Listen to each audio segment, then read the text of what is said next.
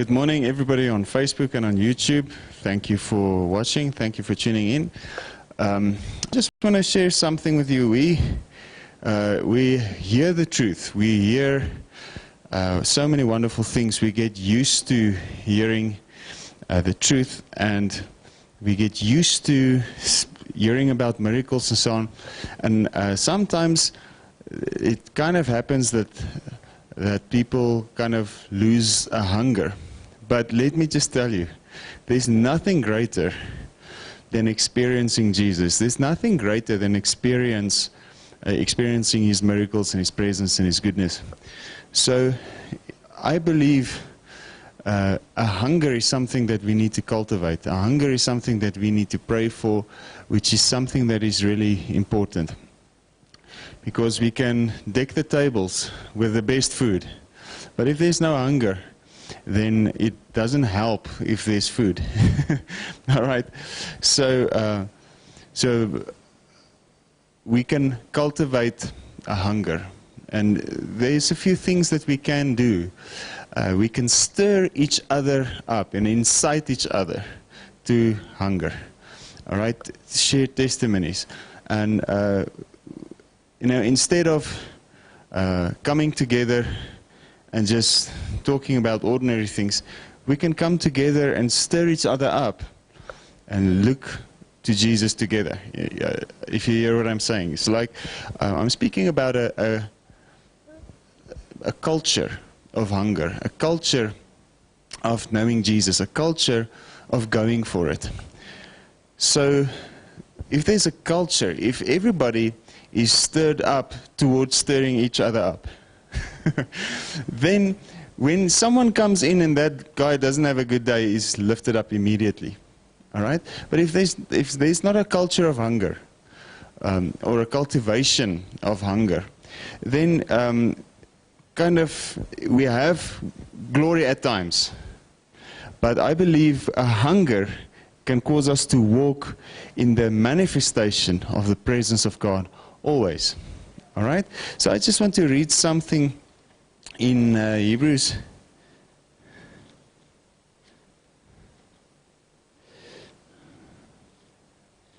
chapter 10. It says,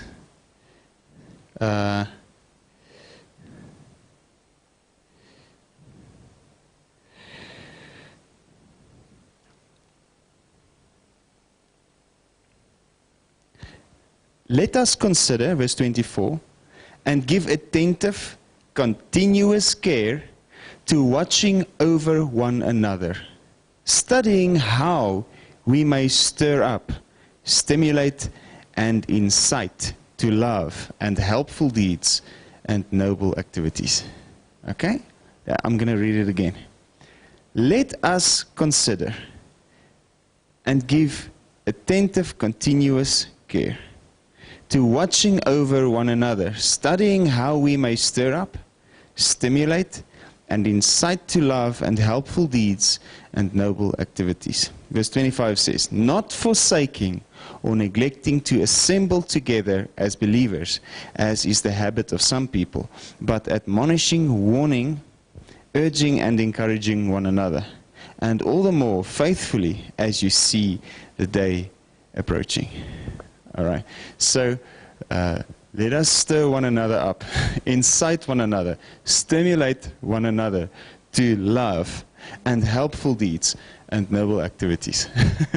So I pray that we will have a hunger where the hunger kind of cross-pollinates, where one person's hunger incites to hunger, where one person's excitement creates a greater excitement in someone else, where we incite one another and stimulate one another to go for God. All right, so I believe there's nothing greater than to experience God all the time.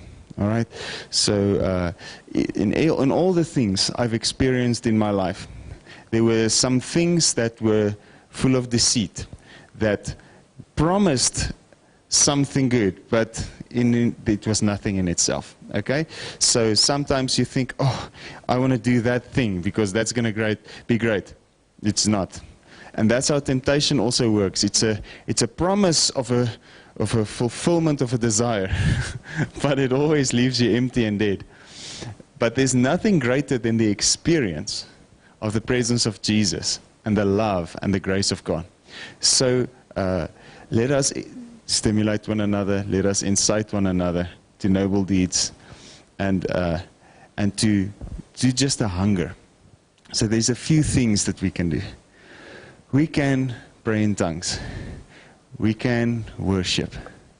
There's no reason why we can't worship while just doing ordinary things. Like, there's things that need to happen. There's chores that needs to happen. While you're washing your car, worship. While you're doing, using the vacuum cleaner, worship God, or pray in tongues, or do something. Just in everyday life. But if you have some time, worship God. It's wonderful. It's a wonderful activity. People get excited about going together to watch a movie. That's great. But it's so much greater to come together, to have an experience with the living God, to come together to worship, to come together to share revelation in the Word, to come together to share testimonies of things that's happened. All right, so I just want to stimulate you. I just want to share this word with you. May you experience a greater hunger, and may you really go for God. So this morning, we are going out to the Mamelodi Hospital, and I believe we're going to really enjoy it. It's going to be really great, but it's a chance to see Jesus in action. It's a chance to see wonderful things happen. We even preached in Mamelodi last night.